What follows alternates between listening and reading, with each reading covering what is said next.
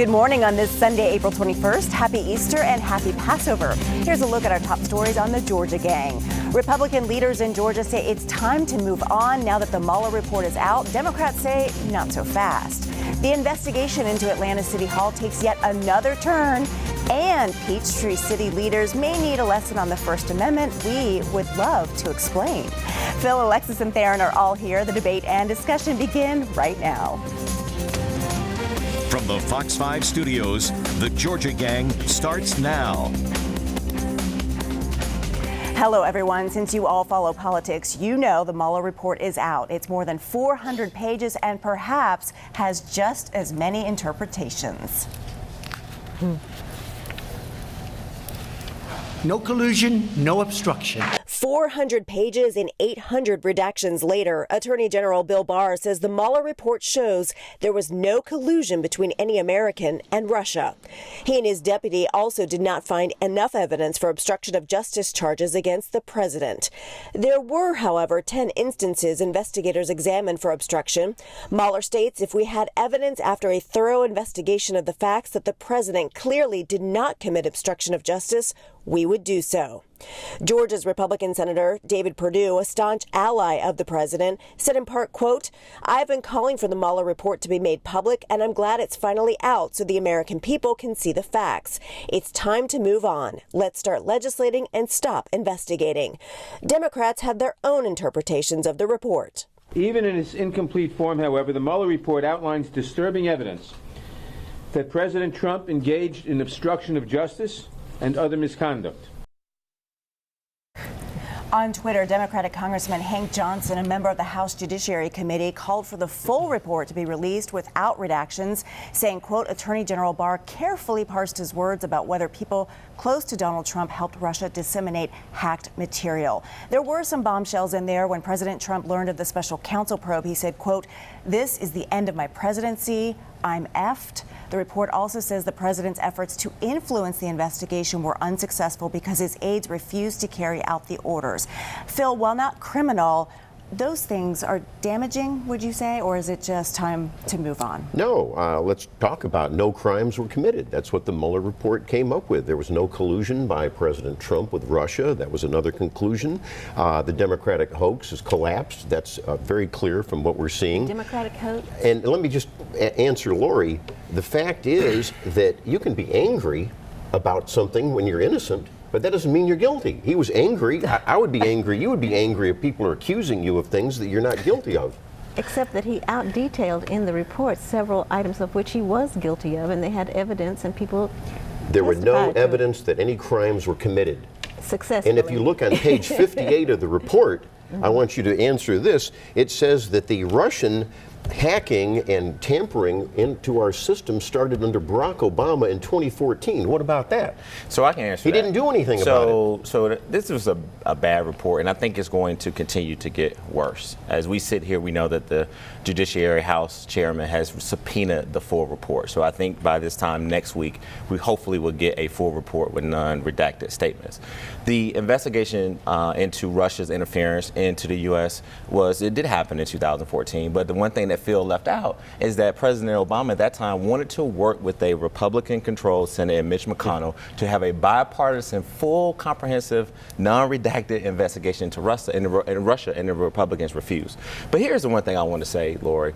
What's so just really uncomfortable for me about this whole report is that it clearly shows that the president directed his former White House staff members to obstruct this investigation. He went so far as to tell his White House counsel to fire Robert Mueller immediately after he was announced to do the investigation. His very own press secretary, Sarah Sanders, admitted that she lied about this investigation. And so thank God that the people that the president tried to tell to lie, that they didn't do it. Because had they had done it, this conversation would have been totally different. We would have been discussing either a president that has been indicted or possible indicted. And the other thing about Robert Mueller knew that it's almost impossible to try to indict a sitting president. So what he did, I think, is create a pathway to an ongoing criminal investigation into whether or not there was obstruction in this investigation. Phil, did President Trump's aides protect him? Because some of those details did come out in that report. Well, you know, aides have to protect any president legally. Now, the president legally could have fired Robert Mueller, so that's not a crime or obstruction like that. And being angry is not obstruction at all. And so I think all of this is just being made up. The Democrats have to have a narrative for 2020. Why don't you, like Senator Perdue said in the video, why don't you start legislating and move on? Because you cannot legislate with a criminal. Oh, that's ridiculous. There's no proof of that. That's, well, he's behaving like one. Well, I'm glad you cleaned it up, because there's no proof of any criminal. If Bob Mueller testifies before Congress, we understand there are calls now for him to testify. Are we going to learn anything new? I think we will, because again, from the lawyers that I've talked to, is that Robert Mueller knew that he couldn't indict the president with this report. Now, one of the things that President Trump did do a good job of, I'm actually going to compliment him, is that he made it all about collusion. But one of the things that Phil is not telling our audience is that collusion is not a crime. If you collude with someone, that's not a crime, but he made it all about collusion. So Democrats tried to pivot away from that message. But what this report shows, and I think Mueller is going to show this, is that the president was doing his best to instruct countless numbers of former aides who quit and told him no. And I think therein lies. And that continues to this day. That is not a crime, and you can say that you don't like it. You can say that he was upset and used bad words. Oh, I'm sorry you were offended. That's obstruction. But no, it's not. In fact, that was his that was his effort. I think Attorney General Barr has a lot more competence than pundits on whether this was obstruction or not. And after all, Mueller had to report to the Attorney General. But what I want to do is I want to encourage National Democrats, let's not fall down this rabbit hole. What we got to do is not talk about whether or not this was a crime or not, whether it was collusion. We got to talk about that this president has shown us that he's unfit and incompetent to lead this country. When he uses language like that and just lashes out with his temperament, we've been talking about the president's temperament since he's been in office. I think that's the message. Every president has been angry. Not President Barack Obama. Show me a time when he would use that profanity. I think you're half. Oh, he's never used profanity in his life. That's ridiculous. No, not like this. This is the end of my presidency. This is where the liberals get way off. If you're going to focus on stupid stuff like that, why don't you focus on issues? And even some Democrats that are adults in the room are saying focus on issues. How about this? I have a question for you. Why does the president not say anything about Russian interference in our election? He has. He's opposed to it. In fact, he slapped sanctions on Russia. Did you miss that? He slapped tougher sanctions on Russia than Barack Obama ever did. Why doesn't he make a statement about it? He has. He didn't tweet about it. You may not read it in the Atlanta Constitution, but he's made plenty of statements. Okay, let's really switch gears and bring it home to Georgia, because Governor Brian Kemp this week had a major bill signing. It was the Cultivation bill of medical marijuana. Theron, this was a long time coming. Now the next step is the licensing.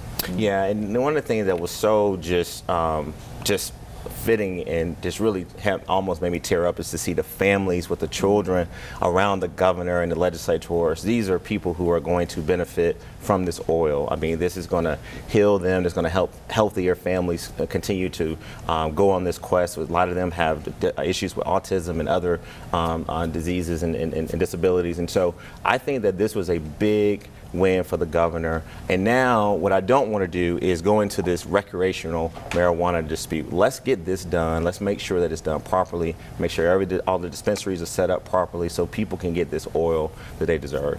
Phil, how difficult will the licensing of these folks be? Because, there's going to be really strict rules and really strict laws about transporting, about growing. You're right. And I do agree that this is a good thing. It looks like it's tightly restricted. But yes, Lori, you've got to jump through some hoops, because we don't want to go where there's loopholes, where it's going to be abused like in other states where it is recreational use. Well, and I think some of the restrictions they put on it limited to two institutions or 2 or 3. That's right. Right, 2 colleges. So, all right. Well, coming up, we discuss the newest developments in the federal investigation of Atlanta City Hall. Lots to talk about next. Have a question or comment for the Georgia Gang? Email them at georgiagang@foxtv.com. According to the AJC, the corruption investigation into Atlanta City Hall has taken yet another turn. The feds are now looking into the city's own law department, and they're investigating any financial relationship between former city attorney Kathy Hampton and the private law firm that helped to guide the city in this federal investigation, a firm that also used to employ former Mayor Kasim Reed. Theron, are you surprised about these new developments? Well, I'm not surprised that you have Paul Hastings, which is a reputable law firm that a former mayor happened to work for, and they are not the mayor's attorneys. They're, as you pointed out, the city's attorney. They've been with the city for a while. I do think that the article, for me, left a lot of unanswered questions. I think we can't rush to judgment. We got to let this investigation complete itself. But I do think that the law department has got to answer these questions. I think Kathy Hampton, who served the city for a long time under the Reed administration, she's got to answer some of these questions. And so I think this will sort of be an ongoing investigation. Phil, if you read the article, what I gather from it is that Kathy Hampton was receiving pay from the Hastings law firm while she was on the city's payroll. That's is that right. the allegation? That's right. It is an allegation, and that would be a private relationship there. But it's a sad day, again, in another chapter of corruption problems in City Hall. You've got lawyers that now have been properly focused on. I do agree that questions need to be answered. That's why you've got U.S. Attorney B.J. Pack focusing on this. The name Miguel Southwell also came out in this Atlanta Journal-Constitution article. He was the airport manager that basically was fired by then Mayor Kasim Reed. He refused to, just to remind people, he refused to sign contracts that he thought were unethical. And of course, what happened? There was an attempt to pay him off. And this was also in the story. The City Council never knew about these taxpayer payments that went to Southwell. All right, lots more to come on that. Well, we want to turn now to an interview that Fox 5's Russ Spencer did with Stacey Abrams. She's still deciding which office to seek. He pressed her on the voter suppression claim. Take a listen. In the midterm, you got 85,000 more votes than Hillary Clinton got during the presidential campaign in Georgia in 2016. So whatever voter suppression there was, a lot of your voters were not suppressed. Do you have any second thoughts about not having given a full-throated concession to Brian Kemp? So we have to disconnect those two. Increased voter participation does not diminish voter suppression. The capacity of voters in the state of Georgia is 6 million votes. So the fact that 3.8 million showed up does not mean that thousands and hundreds of thousands more weren't suppressed. And it's a very disingenuous argument to correlate the two. What is real is that we had 1.5 million purged. What is real is that we had 214 precincts shut down under his leadership.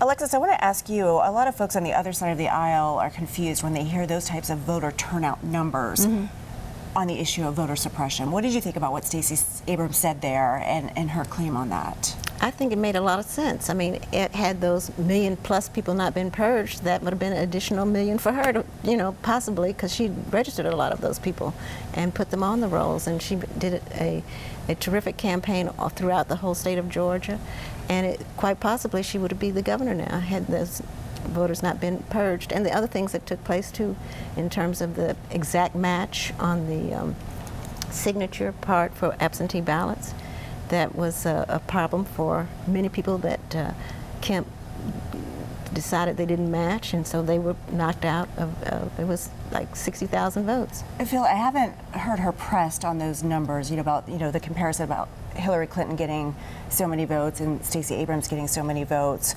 These numbers, you know, the Republicans have said, you know, how can it be voter suppression when you had that kind of turnout? That's what Phil says all the time. Well, I agree, and I think it's a great thing to remind people about that. Under the last 5, 6, 7 years, we've had more people that can sign up and vote, and this so-called purging, you know, this has gone on under Democrat secretaries of state and Republican secretaries of state. What it is people who aren't voting or have moved away, and it's actually a tool to stop the fraud that the Democrats bleat about wanting to stop. So the numbers don't add up, and I think Stacey Abrams, I give her some free political advice along with some other Democrats. You need to get away from whining about losing the election, and if you want to run for higher office, talk about some issues. Well, we saw Cory Booker in town this week, too, talking about voter suppression there. And so it is an issue for Democrats. Yeah, Senator Booker was here talking about voter suppression. He also was talking about voting rights, which, you know, we know that there's been some efforts to attack our fundamental voting rights.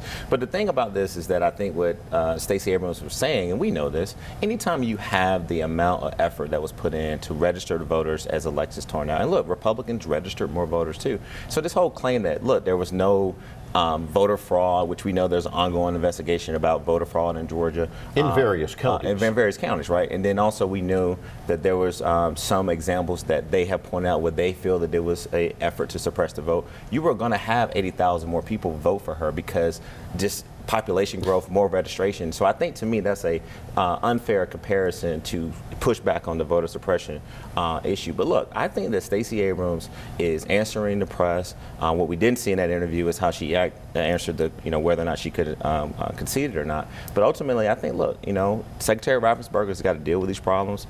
They've taken the first steps, and let's just see how the elections are administered going forward. And the leadership needs to come from the leadership needs to come from the Secretary of State's office, even though each county is responsible for the voting. Well, it has to come from every county too, and I would say, they're Democratic district attorneys in key Democratic counties. I don't see anyone being prosecuted for fraud or quote-unquote suppression.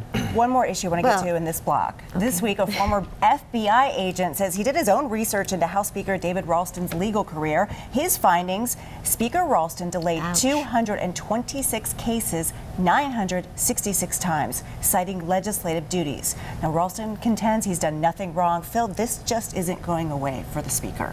Well, no, the issue isn't going away, and legally he has done nothing wrong because he's citing, as we've talked about, he's citing the fact that he can do this because all legislators who are attorneys can move these cases and have them reassigned. The problem is, and Theron and I talked about this last week, is that he is to put on a PR cap here. He needs to come out now, in light of these new revelations and numbers, he needs to say, here's how I'm doing to clean up all of these cases and make it right. But real quick, let me jump in here. Go ahead, Alexis. Well, I was going to say, it's terrible. I mean, it may not be illegal what he did, but it's ethically irresponsible and unredeemable. Well, it's certainly going to be an issue, I think, in 2020 if this is not cleaned up. So let's do the math. Okay, but but this FBI agent said he was turning over all of these results to the state bar. Actually, and this also FBI agent is not a lawyer. He also said that, and he didn't come at it from a legal standpoint. He did his investigation. But let's do the simple math. 226 cases. That's basically 22 cases a year. That's 2 cases a month for 10 years.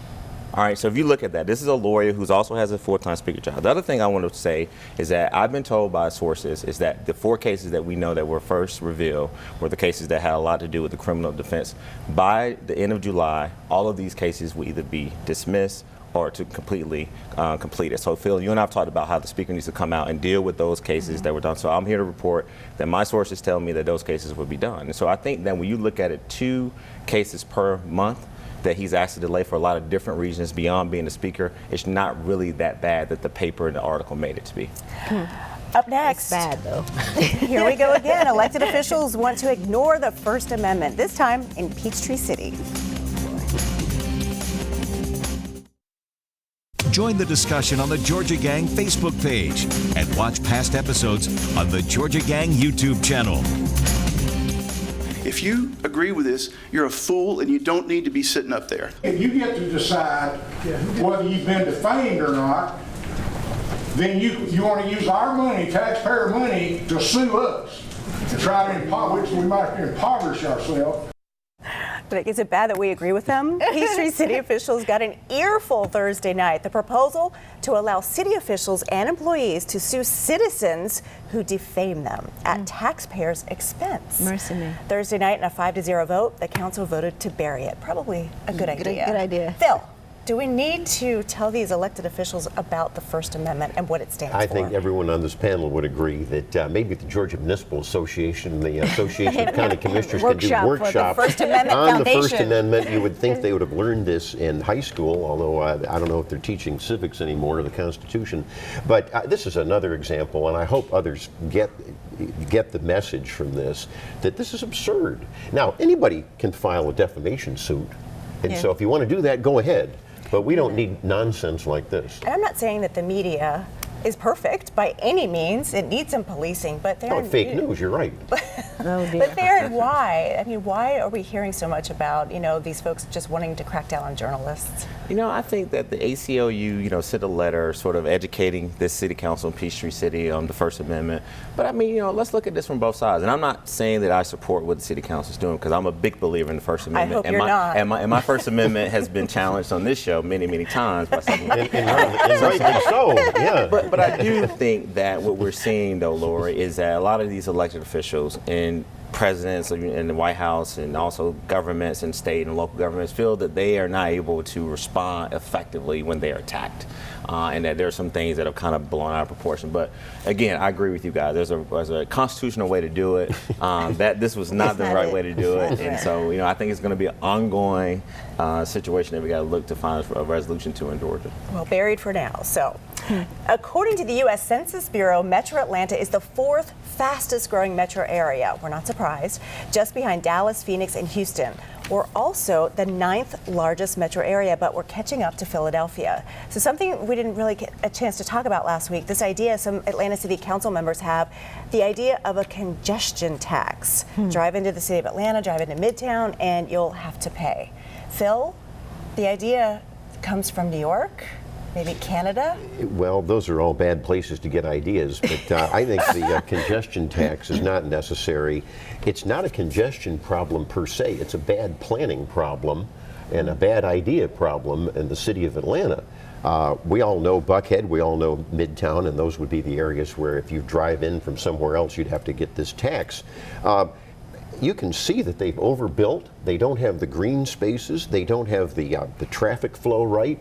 Now, that's a problem by the city. In fact, in my view, my opinion, I think the city is violating those impact fees where you should have traffic studies before you build another condo complex, and you're getting rid of green spaces. So I think it's a bad idea, and I hope it'll be killed. And a lot of folks don't have access to transit.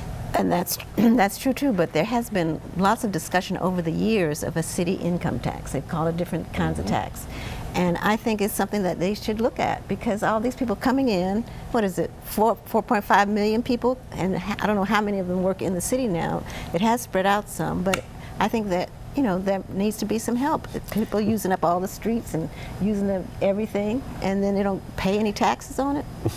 Theron, they do pay in some ways. How do they pay? But I think this is another reason why we should continue to work together to expand transit.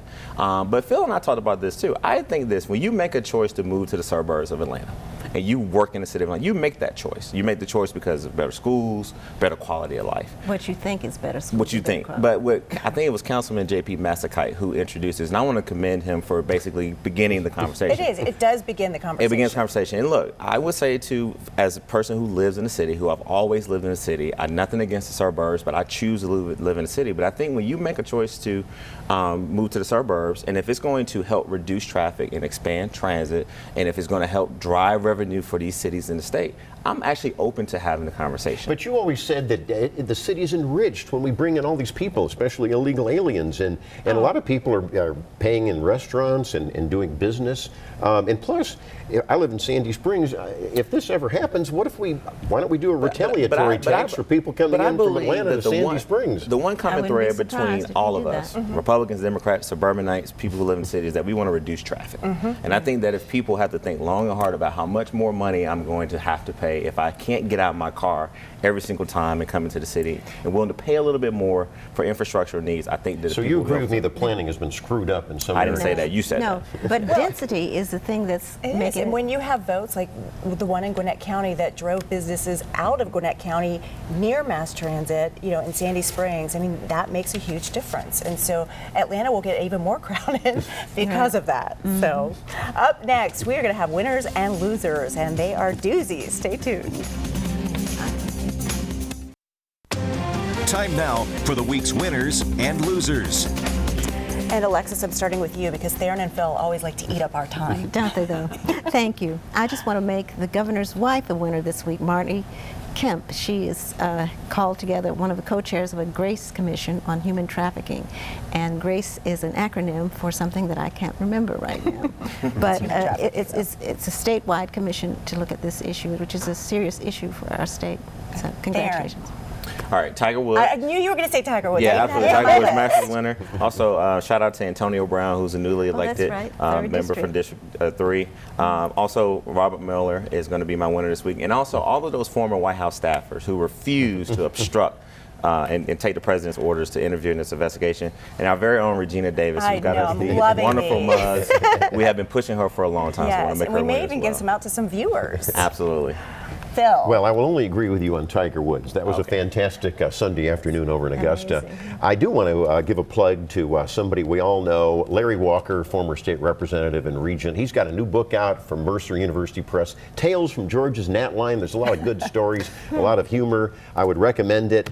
And we lost a legal giant here in Metro Atlanta with Ann Lewis. We lost her to cancer at age 56, and she was general counsel of the Republican Party, but she had a lot of friends on both sides of the political aisle, so she's my winner. All right, and a lot of you on Facebook still weighing in, so I want to go with Sherry Wright. She has a good winner this week. All of the donors who are pledging to rebuild Notre Dame in Paris after the massive fire.